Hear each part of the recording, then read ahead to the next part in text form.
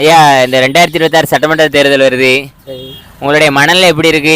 திமுக, அதிமுக, நாம் தமிழர் கட்சி, புதுசா தேவைகள் எல்லாம் வந்திருக்குது. யாருக்கு ஓட்டு போடுறதா என்ன உங்களுக்கு?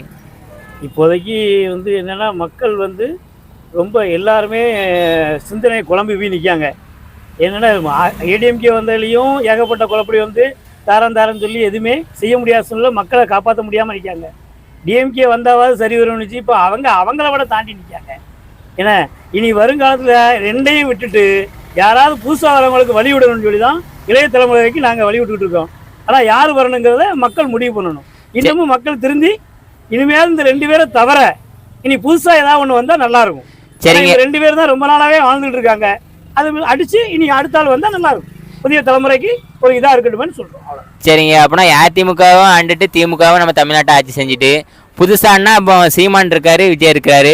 உங்கள் பார்வையை பொறுத்த வரைக்கும் விஜய்க்கு வாய்ப்பு கொடுக்கலாம்னு நினைக்கிறீங்களா, இல்லை சீமானுக்கு வாய்ப்பு கொடுக்கலாம்னு நினைக்கிறீங்களா? அதாவது சீமான் அண்ணனை பொறுத்த அளவுக்கும் தமிழ் தேசங்கிற ஒரு இதில் கொண்டு வராங்க.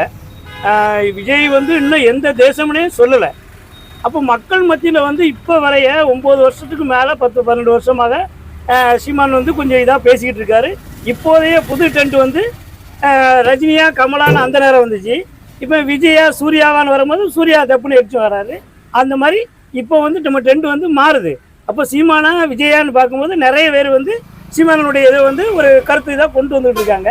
அப்போ அவருடைய கொள்கைகள் கோட்பாடுகள் எல்லாம் கரெக்டாக இருக்குது அப்படின்னு. ஆனால் இப்போ 41 பேர் கொண்ட அந்த ஒரு இதில் விஜய் மேலே நிறைய கெட்ட பேர் வந்திருக்காங்க. அதை திருத்தி நீ மேலோடி வந்தால். ஆனால் அவர் இப்போ ஏடிஎம்கே கூட கூட்டணி வர்றதாக எடப்பாடி எல்லாரும் சொல்லிக்கிட்டு இருக்காங்க. ஆனால் இன்னும் உண்மை என்னன்னு தெரியல. இந்த 2 குழப்படி இல்லாமல் இப்போதைக்கு நேரடி அரசியல் பார்த்தா தமிழ் தேசம் தான் நாங்கள் விரும்புகிறோம்னு சொல்லி எங்களுடைய சார்பாக நாங்கள் சொல்கிறோம்.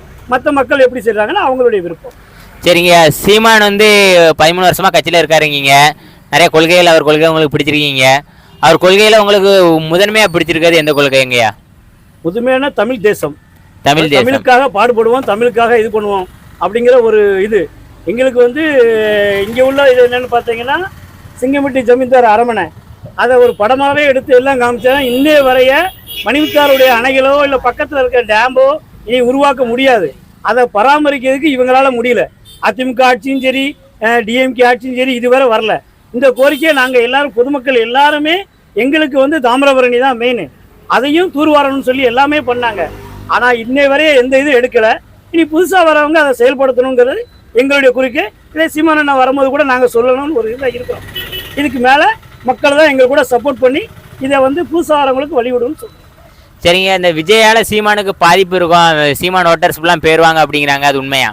அப்படிலாம் கிடையாதுங்க.